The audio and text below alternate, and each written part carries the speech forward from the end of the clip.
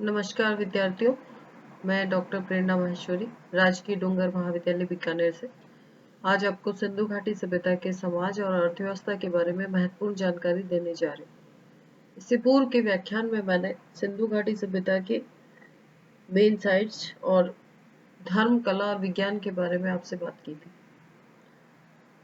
सिंधु घाटी सभ्यता की लिपि को चूंकि अभी तक पढ़ा नहीं जा सका है, इसलिए जब हम समाज की बात करेंगे और अर्थव्यवस्था के बारे में बात करेंगे तो हमारी जानकारी का मुख्य स्रोत खुदाई में प्राप्त सामग्री रहेगा। सिंधु घाटी सभ्यता के समाज यहाँ खुदाई में जो सामग्री मिली है उसके आधार पर डिफरेंट क्लासेस का अनुमान लगाया जा सकता है। जो अलग अलग प्रकार के उपकरण मिले हैं, खिलौने मिले हैं, उनसे ये अंदाजा लगाया जा सकता है कि यहाँ पर कुंभकार, राजगीर, बढ़ई, सोनार, दस्तकार, जुलाहा, मनके बनाने वाले, ईंट बनाने वाले अलग अलग क्लास के लोग रहे होंगे।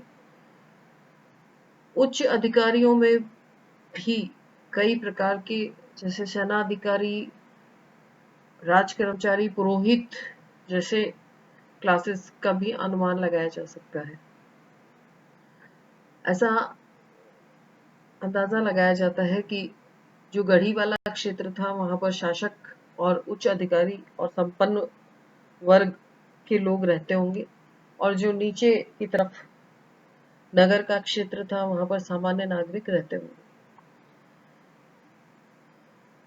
इसी प्रकार खुदाई में प्राप्त जो अलग अलग भवन मिले हैं उनसे अलग अलग परिवारों के बारे में अंदाजा लगाया जा सकता है। ये माना जाता है कि सिंधु सभ्यता में भी समाज के कई परिवार रही होगी। यहाँ से भारी संख्या में नारी मूर्तियां मिली है। इनके आधार पर यह अनुमान लगाया जाता है कि परिवार में स्त्रियों का महत्वपूर्ण स्थान रहा होगा और यहाँ मात्र सत्तात्मक परिवार के होने की संभावना व्यक्त की जाती है। खुदाई में विभिन्न प्रकार की जो और सामग्रियां मिली है उनके आधार पर इनके भोजन का भी अनुमान लगाया जा सकता है। सिंधु सभ्यता के लोग अपने भोजन में गेहूं, जौ, चावल, दूध, फल, अनार, नारियल, खरबूजा, तरबूज आदि का प्रयोग करते थे। पशु पक्षियों की कटी हुई या काटने के चिन्ह से युक्त हड्डियों या अधजली हड्डियों के अवशेषों से हम अंदाजा लगा सकते हैं कि ये लोग मांसाहारी भी थे और नदियों और समुद्र से पकड़ करके मछली भी खाते होंगे। जहां तक इनकी वेशभूषा की बात है तो अनेक जो मिट्टी की मूर्तियां मिली हैं उनसे यहाँ के लोगों की वेशभूषा का अनुमान लगाया जा सकता है।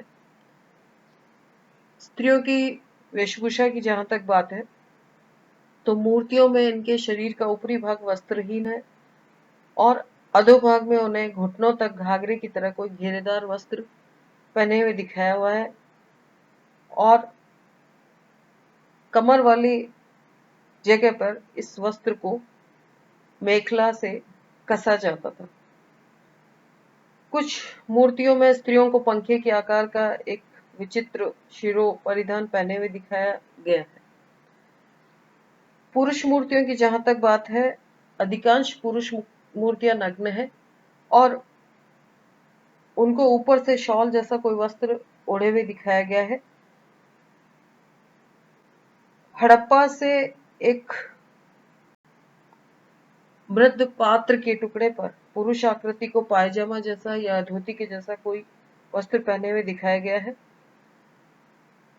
यहाँ की साइट से हमें कहीं से भी जूता या पादुका के कोई प्रमाण नहीं मिलते हैं।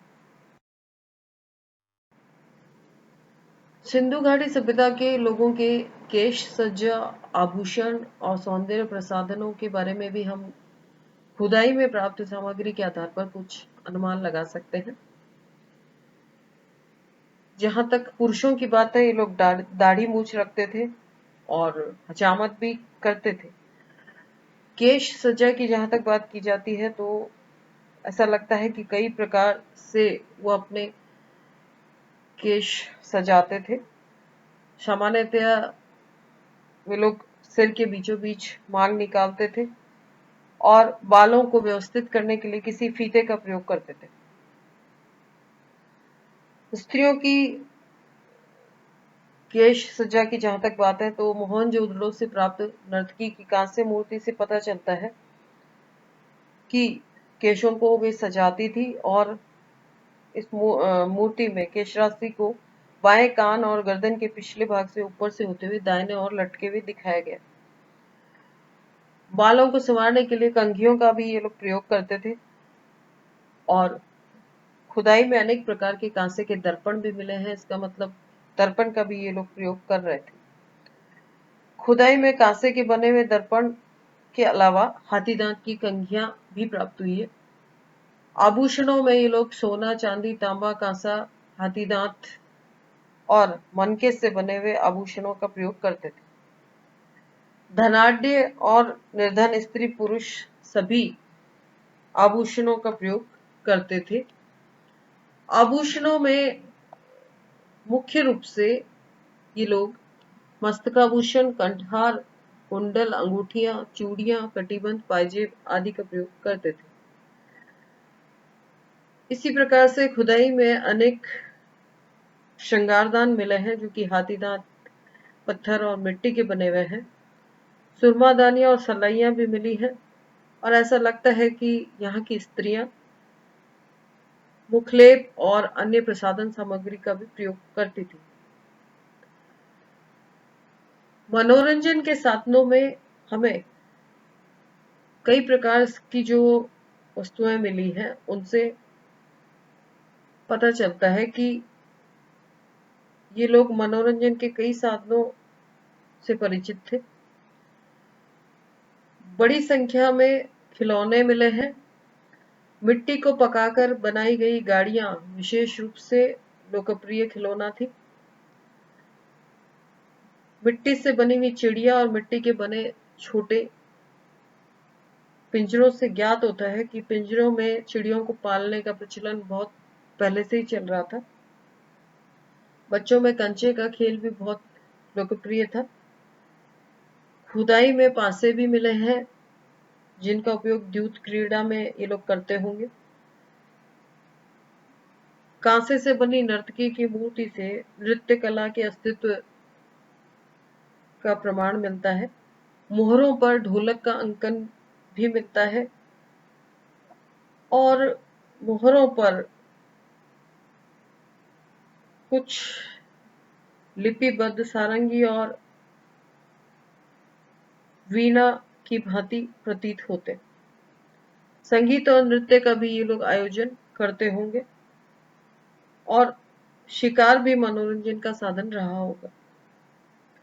तो इस प्रकार से खुदाई में प्राप्त भिन्न प्रकार की सामग्री के आधार पर हम सिंधु घाटी सभ्यता के समाज का एक पिक्चर खींच सकते हैं और इससे पता चलता है कि एक मातृसत्तात्मक समाज यहाँ पर था और यहाँ के लोग विभिन्न प्रकार के मनोरंजन के साधनों से परिचित थे और लगभग सभी प्रकार की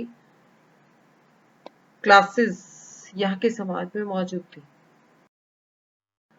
सिंधु घाटी सभ्यता की अर्थव्यवस्था की अगर हम बात करें तो यहाँ भी अर्थव्यवस्था का मुख्य आधार कृषि रहा।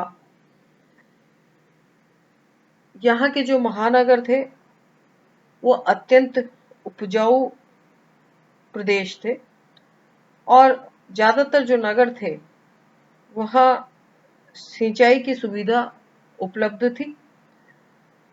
भूमि की उर्वरता और सिंचाई की सुविधाओं के कारण विभिन्न स्थलों पर विभिन्न प्रकार की फसलें उगाई जाती थी।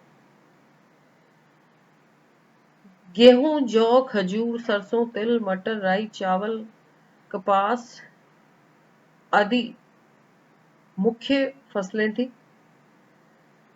और ऐसा लगता है कि गेहूं और जौ इस सभ्यता के मुख्य खाद्यान्न थे। एक बात जो खास है वो यह है कि विश्व के इतिहास में सबसे पहले कपास की खेती सिंधु घाटी सभ्यता के निवासियों ने आरंभ की थी। सिंधु प्रदेश की उर्वरता का विशेष कारण सिंधु नदी में मानसून के बाद आने वाली बाढ़ थी। नगरों की रक्षा के लिए जो पक्की ईंटों की दीवारें खड़ी की गई है, उससे ऐसा लगता है कि यहाँ पर बाढ़ हर साल आती थी। कृषि में प्रयोग किए जाने वाले उपकरणों की अगर हम बात करें तो हमें कालीबंगा से सिंधु संस्कृति से पूर्व के स्तर से जुते हुए खेत का साक्ष्य मिला है और जिससे ऐसा लगता है कि खेतों में हल चलाए जाते हैं। हल लकड़ी के रहे होंगे जो कि अब नष्ट हो चुके हैं। बनावली से मिट्टी का बना हुआ खिलौना हल प्राप्त होता है। सिंधु घाटी सभ्यता के लोग विभिन्न पशुओं से भी परिचित थे।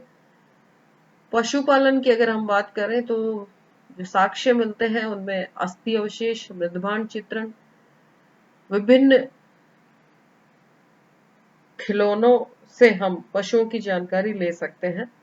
गाय, बैल, भैंस, भेड़, बकरी, सुअर, हाथी, ऊंट, कुत्ता, हिरन, मछली, घोड़ा आदि इनके प्रमुख पशु थे। यद्यपि हाथी और ऊंट की हड्डियां कम मिलती है लेकिन मोहरों पर इनका काफी अंकन हुआ है। उन्हें हिरन की कई प्रजातियों का ज्ञान था। इस बात के अनेक प्रमाण मिलते हैं कि सिंधु घाटी सभ्यता के लोग घोड़े से परिचित थे। लोथल से घोड़े की 3 मृण मूर्तियां मिली है। सुरकोतदा से घोड़े की हड्डियां प्राप्त हुई है और रंगपुर से भी घोड़े की मृण मूर्तियां मिली है। अर्थात घोड़ा भी इनके प्रमुख पशुओं में था और इनके लिए एक उपयोगी पशु रहा होगा। सिंधु घाटी सभ्यता की अगर हम उद्योगों की बात करें तो सबसे पहले जो खास बात है वो ये कि ये सभ्यता कांस्य युगीन सभ्यता है। तांबे के साथ टिन को मिलाकर के कांसे को बनाया जाता था और अनेक साइट्स से हमें तांबे और कांसे दोनों धातुओं के उपकरण मिले। हालांकि तांबे का सबसे ज्यादा प्रयोग किया गया। तांबे और कांसे के बहुत सारे बर्तन यहाँ की धातु कला के श्रेष्ठ उदाहरण हैं। तांबे से निर्मित औजारों में उस्तरा, छेनी, चाकू, भाले का अग्रभाग, तीर का अग्रभाग, कुल्हाड़ी, मछली पकड़ने के कांटे, आरियां, तलवारें इत्यादि प्राप्त होते हैं। कांसे की जहां तक बात है तो अनेक उपकरणों के अलावा हमें नर्तकी की प्रसिद्ध मूर्ति और बैल, कुत्ते, पक्षियों की मूर्तियां भी प्राप्त हुई हैं। यहां से सोने के उपयोग के भी पर्याप्त प्रमाण मिलते हैं। ताबीजों, सुइयों, जड़ाऊ पिन्नों और छोटे आभूषणों में सोने का काफी प्रयोग हुआ है। सोने के अतिरिक्त चांदी का भी काफी प्रयोग मिलता है। इसका अनुमान हम चांदी से निर्मित बड़े बर्तनों और अन्य बहुत सी वस्तुओं से लगा सकते हैं। मिट्टी के बर्तन बनाने की कला में भी यहाँ के लोग बहुत परफेक्ट थे और इस बात का पता यहाँ के जो मृदभांड है उससे लगता है। यहाँ के मृदभांड मुख्यतया लाल या गुलाबी रंग के हैं। अधिकांश मृदभांडों पर कोई चित्र नहीं बना हुआ है। इन पर लाल रंग का चमकदार लेप मिलता है और जिन पर किसी काले रंग से गाढ़े घोल से डिजाइन बनाई हुई है। डिजाइनों में एक दूसरे को काटते हुए अनेक प्रकार के व्रत, फूल, पत्तियां, पशु पक्षी आदि के डिजाइन बनाए हुए हैं।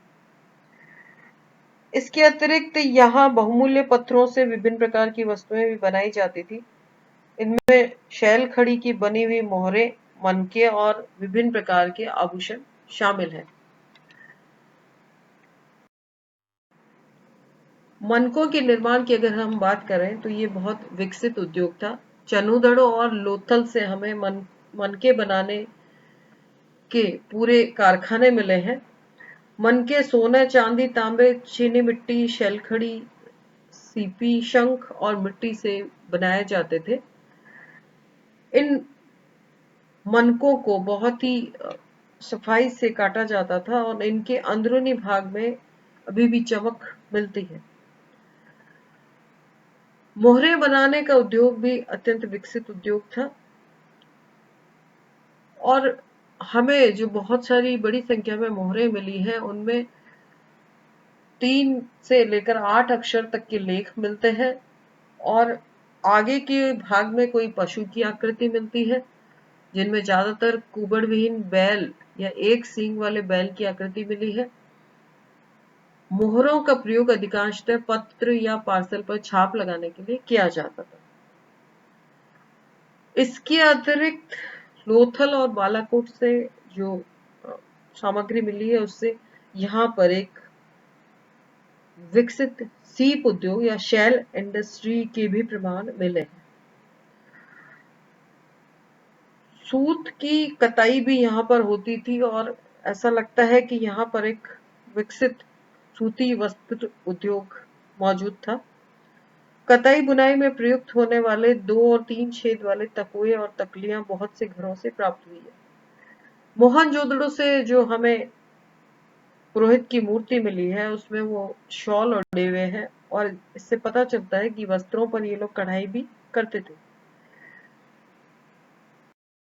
सिंधु सभ्यता के व्यापार और वाणिज्य की अगर हम बात करें तो यहाँ का आंतरिक व्यापार बहुत विकसित था और जो कृषि उत्पाद थे उनका तैयार माल से एक्सचेंज होता था और अनेक नगर और व्यापारिक केंद्र के नाम लिए जा सकते हैं जो मुख्य थे।